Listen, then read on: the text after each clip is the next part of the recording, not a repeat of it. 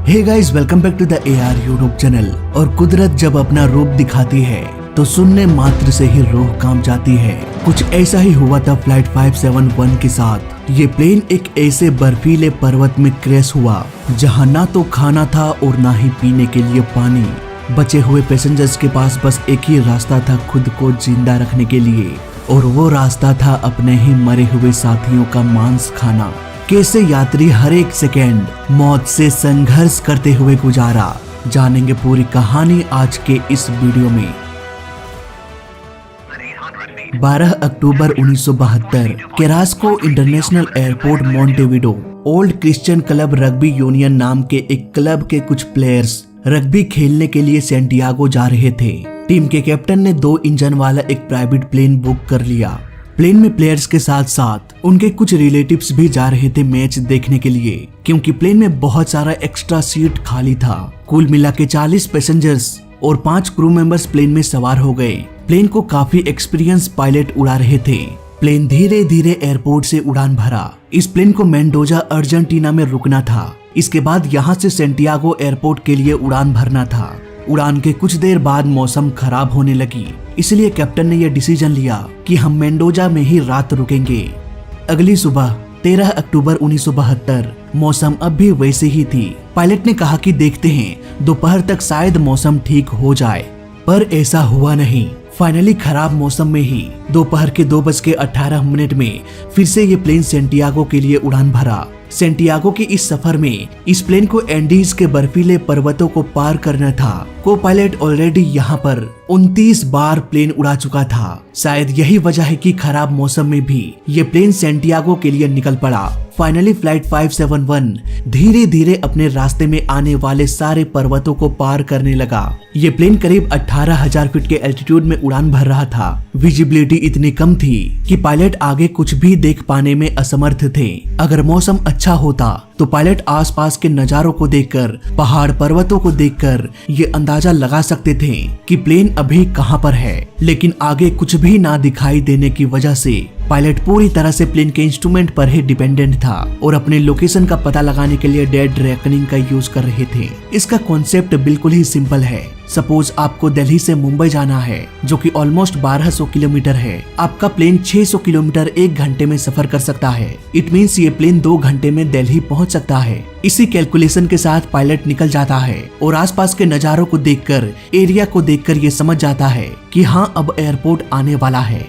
पर ये सब तो ठीक है, लेकिन तब क्या होगा जब पायलट आगे कुछ देख ही ना पाए। वो तो यही सोचकर फ्लाई करता रहेगा कि 2 घंटे में हम मुंबई पहुंच जाएंगे, और पायलट अंदाजे से 2 घंटों तक प्लेन को उड़ाता रहेगा।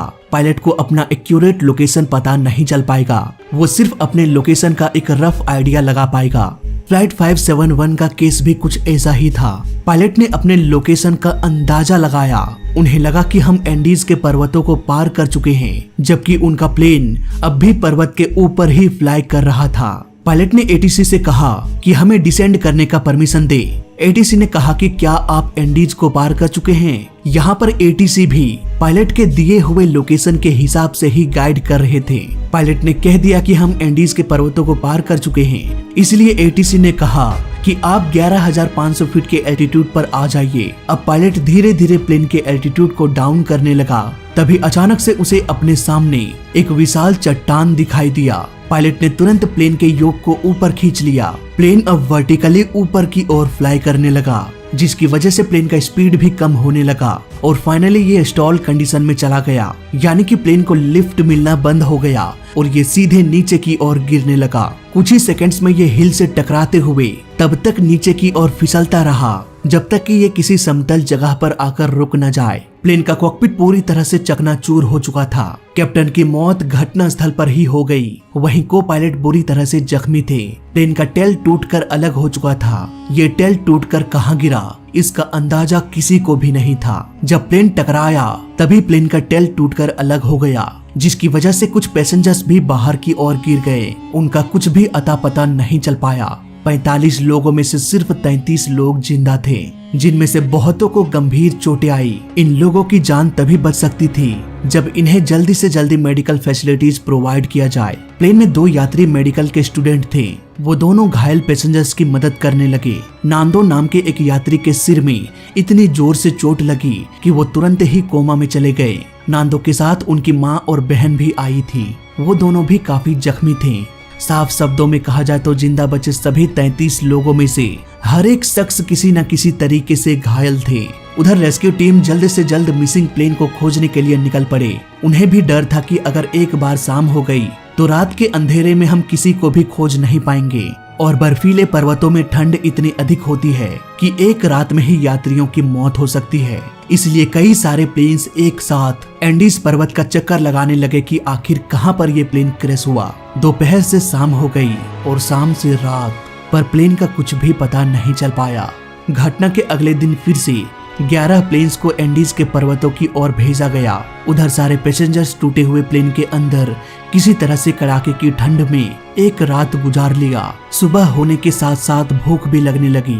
प्लेन में थोड़ा बहुत नाश्ते का सामान पड़ा हुआ था, जिसे खाकर सबका पेट तो नहीं भरने वाला, पर हाँ किसी तरह से दिन कट सकता था। सभी को ये उम्मीद थी कि हमें बचा लिया जाएगा। सुबह होने के साथ साथ एक नई उम्मीद की किरण भी दिखाई दिया। कुछ प्लेन्स उन्हें ढूंढने के लिए क्रैश साइट का चक्कर लगा रहे थे, पर सफेद बर्फ के चादर में सफेद प्लेन मानो ओझल सा हो गया। एक पैसेंजर प्लेन के लगेज से लिपस्टिक निकालकर टूटे हुए प्लेन के बॉडी पर चढ़कर SOS लिखने लगा, पर इतने छोटे से लिपस्टिक से इतने बड़े आकार का SOS लिखना कि ऊपर उड़ रहे प्लेन का पायलट देख ले, ये थोड़ा सा इम्पॉसिबल सा लग रहा था। उधर कुछ पैसेंजर सारे लगेज को निकालकर X का सिंबल बना दिया, फिर भी कोई भी रेस्क्यू प्लेन का ध्यान उस निशान की ओर नहीं गया। दिन भर में करीब 3 बार रेस्क्यू प्लेन आया और चला गया। इसी तरह से एक दिन बीत गया। घटना के अगले दिन जब सर्वाइवर्स की नींद खुली तो पता चला कि 5 और लोगों की मौत हो गई। एक एक करके सभी लोग दम तोड़ते जा रहे थे। इसलिए सबने मिलकर यह फैसला किया कि हम टूटे हुए सीट्स को निकालकर एक शेल्टर बना लेंगे। इस शेल्टर में उन्हें रखा जाएगा जिसकी हालत गंभीर अवस्था में हो। बाकी बचे लोग प्लेन के फ्यूजलेज में ही अपना रात गुजारेंगे। घटना के तीसरे दिन प्लेन में खाना खत्म हो गया। पानी भी जमकर बर्फ बन गया। जिंदा रहने के लिए अब ना तो खाना था और ना ही पानी। एक पैसेंजर ने बर्फ को पानी में बदलने के लिए एक तरीका ढूंढ निकाला। उन्होंने सीट में बर्फ डाल दिया और सीट मेटल से पैक कर दिया। दिन के समय में धूप से ये थोड़ा गर्म हो जाता और बर्फ पानी में बदल जाता। अब तक भी रेस्क्यू टीम सिर्फ आ रहे थे और जा रहे थे। कोई भी क्रैश हुए प्लेन को देख नहीं पा रहा था। उधर कोमा में गए एक पैसेंजर नांदो को तीसरे दिन में ही होश आ गया। उसे ये सुनकर बहुत दुख हुआ कि एक दिन पहले ही उसकी माँ की मौत हो गई और बहन अब भी बुरी तरीके से घायल है।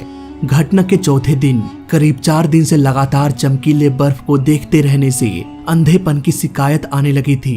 प्लेन के कॉकपिट में एक टोपी पड़ा हुआ मिला जिसमें एक सनवाइजर भी लगा हुआ था। इसे निकालकर उन लोगों ने ब्रा के रबर और वायर की मदद से सनग्लास बना दिया, लेकिन एक सनवाइजर से सिर्फ 3 ही सनग्लास बन पाया। इसके बाद प्लेन के सीट को फाड़कर जूता बना लिया गया ताकि इन सब की मदद से वो बर्फ में ठीक से चल पाए और मदद के लिए आवाज लगा सके। घटना के 8 दिन बाद नांदो की घायल बहन ने भी अपना दम तोड़ दिया। ज्यादातर पैसेंजर्स ने पहली बार बर्फ को देखा था। उन्हें ये आइडिया नहीं था कि किस तरह से इन बर्फीले पहाड़ियों में रात के समय -30 डिग्री सेल्सियस तक भी तापमान गिर सकता है। यही वजह है कि बहुतों के पास तो गर्म कपड़े भी नहीं थे। प्लेन के डेब्रिज में एक छोटा सा रेडियो पड़ा मिला। इस रेडियो में उन्हीं का न्यूज ब्रॉडकास्ट हो रहा था कि फ्लाइट 571 के सर्च ऑपरेशन को अब बंद कर दिया गया है। अक्टूबर के महीने में बहुत बर्फ पड़ती है, इसलिए हमने फैसला किया है कि हम 2 महीने बाद जब बर्फ पिघलने लगेगी तब हम यात्रियों के बॉडीज को खोजना शुरू करेंगे। इस न्यूज को सुनकर सभी को बहुत दुख हुआ। रेस्क्यू टीम अब ये मान चुके थे कि सभी यात्रियों की मौत हो चुकी है, पर किस्मत का फेर देखिए, जिंदा लोग अपने ही मौत का न्यूज सुन रहे थे। घटना के 9 दिन बाद पिछले 4 दिनों से पैसेंजर्स ने कुछ भी नहीं खाया। ऊपर से ये न्यूज भी पता चल गया कि अब कोई भी बचाने के लिए नहीं आने वाला। इट मीन्स आने वाले 1-2 दिन के अंदर ही सभी यात्रियों की मौत होने वाली थी। आसपास कोई फूल पत्ती पेड़ पौधा भी नहीं था कि उसे खाकर जिंदा रहा जा सके। आसपास खाने के नाम पर सिर्फ एल्युमिनियम, प्लास्टिक, बर्फ, पत्थर और कपड़े थे। कुछ पैसेंजर ने तो सीट के लेदर को ही निकालकर खाना शुरू कर दिया, लेकिन बाकी के पैसेंजर ने उन्हें ऐसा करने से रोक लिया क्योंकि ये लेदर केमिकल से बना होता है। अगर इसे खा लिया तो मौत निश्चित है। अब जान बचाने का सिर्फ एक ही रास्ता था।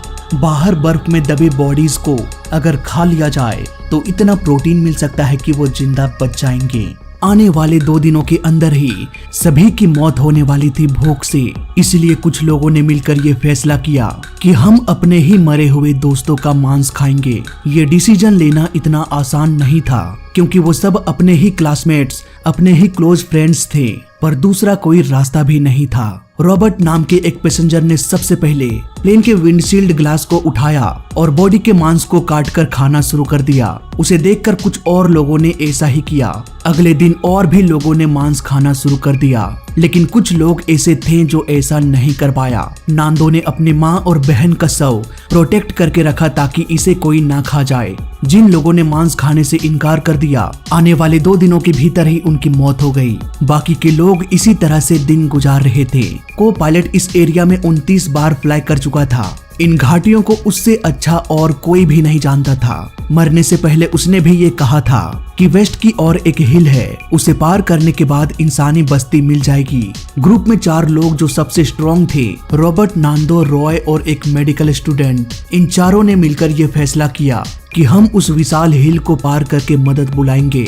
फिर क्या था, उन्होंने अपना काम शुरू कर दिया। सनग्लास, जूता और गर्म कपड़ों के साथ साथ मांस के कुछ टुकड़ों को भी लेकर अपने सफर पर निकल पड़े। कुछ घंटे बर्फ में चलने के बाद उन्हें पर्वत के नीचे प्लेन का पिछला भाग दिखाई दिया, जो क्रैश के वक्त टूटकर अलग हो चुका था।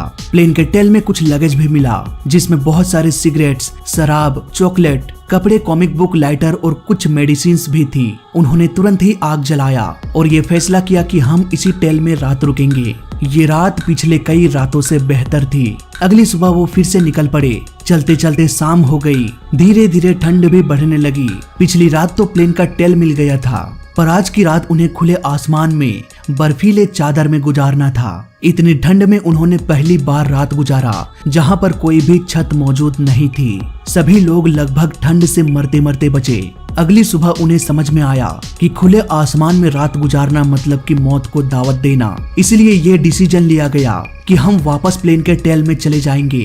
प्लेन के टेल में लगे बैटरी को निकालेंगे और इसके बाद इस बैटरी को फ्यूजलेज के पास ले जाएंगे और कॉकपिट के रेडियो को ऑन करके मदद बुलाने की कोशिश करेंगे। लेकिन ये काम करना इतना भी आसान नहीं था क्योंकि बैटरी का वजन लगभग 25 केजी था। इतने वजन के बैटरी को लेकर हिल की चढ़ाई करके फ्यूजलेज के पास ले जाना सही आइडिया नहीं था। इससे अच्छा तो ये होगा कि हम सीधे फ्यूजलेज के पास जाएं और रेडियो को ही उठाकर बैटरी के पास यानी कि प्लेन के पिछले हिस्से में ले आएं। इसके बाद अगर रेडियो ऑन हुआ तो अच्छी बात है, लेकिन अगर रेडियो ऑन नहीं हुआ तो क्या किया जाए। रॉय नाम का एक टीम मेंबर था जो कि पेशे से एक इलेक्ट्रीशियन था। उन्होंने कहा कि प्लेन का electric system 115 volt AC current से चलता है, जबकि प्लेन के टेल में जो बैटरी लगा हुआ है वो एक डीसी करंट निकालता है। इसलिए पूरे बैटरी के सिस्टम को एसी में कन्वर्ट करने में थोड़ा टाइम लगेगा। अब वो वापस प्लेन के टेल में चला गया और बैटरी में फेरबदल करने लगा ताकि वो डीसी करंट को एसी में बदल सके। कुछ दिनों बाद वो सफल हो गया। इसके बाद वो रेडियो को लाने के लिए फ्यूजलेज के पास वापस जाने लगा जहां बाकी के सारे लोग मौजूद थे। उधर फ्यूजलेज के पास एक तेज तूफान आया। बर्फ के खिसकने से पूरा प्लेन का फ्यूजलेज बर्फ के अंदर दब गया।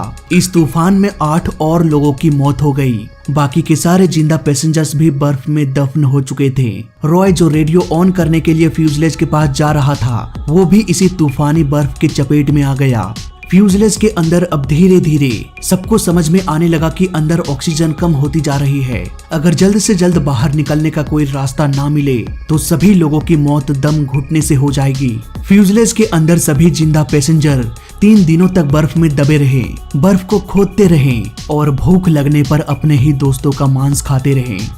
नांदो, रॉबर्ट और विंजिन लगातार 10 दिनों तक चलते रहे। रात के ठंड से बचने के लिए तीनों मोटे कपड़े पर लेट जाते थे और अंदर कुछ इस तरह से फोल्ड हो जाते थे। इसी तरह से वो पूरी रात गुजार देते थे। फाइनली 10 दिनों के बाद उन्हें एक नदी दिखाई दिया। वहाँ कुछ लोग नदी के उस पार लकड़ी जमा कर रहे थे। नांदो हेल्प के लिए चिल्लाने लगा, पर नदी का शोर इतना अधिक था कि कुछ भी सुनाई नहीं दे रहा था। नांदो ने इशारा किया। एक विलेजर उसके इशारों का जवाब देते हुए कहा कि टुमारो। खैर उस दिन तो कोई मदद नहीं मिला। अगले दिन वो विलेजर अपने साथ एक पेंसिल और पेपर लाया और पत्थर से लपेटकर नदी के उस पार फेंक दिया। नांदो ने कागज उठाया और पेंसिल से लिखा कि हमारा प्लेन क्रैश हो चुका है। पिछले 10 दिनों से हम भटक रहे हैं। हम और चल नहीं सकते, हम और चल नहीं सकते, हमारी मदद करो। उसने सारी कहानी पेपर में लिख दिया और वापस पत्थर पर लपेट कर फेंक दिया। जैसे ही उस विलेजर ने पेपर पढ़ा, उसे सब कुछ समझ में आ गया। उसे भी ये पता था कि कुछ सप्ताह पहले एक प्लेन क्रैश हुआ था। इवन कई बार तो इस एरिया में भी पूछताछ के लिए लोग आए थे। खैर वो विलेजर तुरंत ही पेपर को लेकर पुलिस स्टेशन पहुंच गया। उधर गांव के दूसरे लोग नदी के किनारे पहुंच गए और उन तीनों को खाना खिलाया। करीब 10 घंटे बाद आर्मी की हेलीकॉप्टर पहुंच गई। तुरंत ही हेलीकॉप्टर को प्लेन के फ्यूजलेज के पास भेजा गया, जहां अब भी कई लोग जिंदा बचे हुए थे। इस तरह से हादसे के करीब 71 दिन बाद सभी जिंदा पैसेंजर्स को बचा लिया गया। 13 बॉडीज सही सलामत थी। वहीं 15 लोगों की सिर्फ हड्डियां पड़ी हुई मिली। वहां के अथॉरिटी ने यह फैसला किया कि सभी को क्रैश साइट में ही दफन कर दिया जाए। इस हादसे में 45 लोगों में से सिर्फ 16 लोग ही बच पाए। ये हादसा दुनिया के सबसे भयानक हादसों में से एक था। करीब 3 महीने बाद 18 जनवरी को सभी का अंतिम संस्कार कर दिया गया। यही वो जगह है जहां सभी के बॉडीज दफन है। उन सभी का नाम भी यहाँ पर अंकित है। प्लेन का फ्यूजलेज जो बर्फ में दफन हो गया था, वो आज भी उसी हिल में कहीं दबा हुआ है। 1995 में कुछ विजिटर्स ने इसे भी खोज निकाला। तो फिलहाल इस वीडियो में अभी तक के लिए बस इतना ही। वीडियो अच्छा लगा तो लाइक कर देना, बुरा लगा तो डिसलाइक कर देना, और दोनों ही केस में चैनल को सब्सक्राइब कर देना, क्योंकि इस चैनल में सीखने के लिए बहुत कुछ है। तो मैं मिलता हूँ आपसे अगले वीडियो में। तब तक के लिए देखते रहिए और सीखते रहिए। जय हिंद, वंदे मातरम।